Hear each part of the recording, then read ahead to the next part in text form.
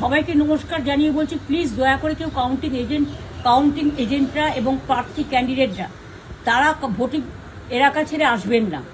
Strong রুমে যেখানে counting হচ্ছে, মানে সেন্টারে, সেখান ছেড়ে কেউ আসবেন না।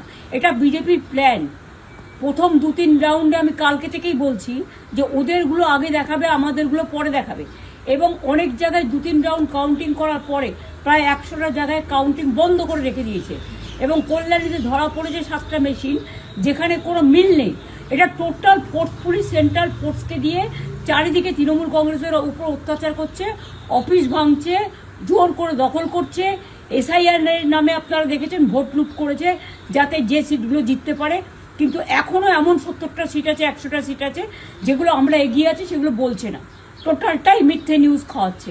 আগে ডিআইসিও এই খবরগুলো দিত, কিন্তু তাকে কালকে চেঞ্জ করে দেওয়া হয়েছে। টোটালটাই ইলেকশন কমিশন নিজের ইচ্ছে মতো খেলছে, এবং সাথে কেন্দ্রীয় বাহিনীকে নিয়ে। এবং আমাদের পুলিশরা টোটাল মাথা নত করে কেন্দ্রীয় বাহিনীর আন্ডারে কাজ করছে।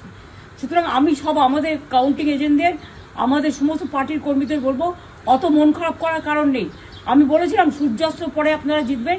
3 রাউন্ড 4 রাউন্ড কাউন্ট হলেও এটা 14 রাউন্ড থেকে 18 রাউন্ড কাউন্ট হয়, তখন আপনারা জিতবেন। Wait and see, watch. আমরা সবাই আপনাদের সাথে আছি, আপনারা কেউ ভয় পাবেন না, নিশ্চিন্তে থাকুন। আমরা বাঘের বাচ্চার মতো লড়াই করে যাবো।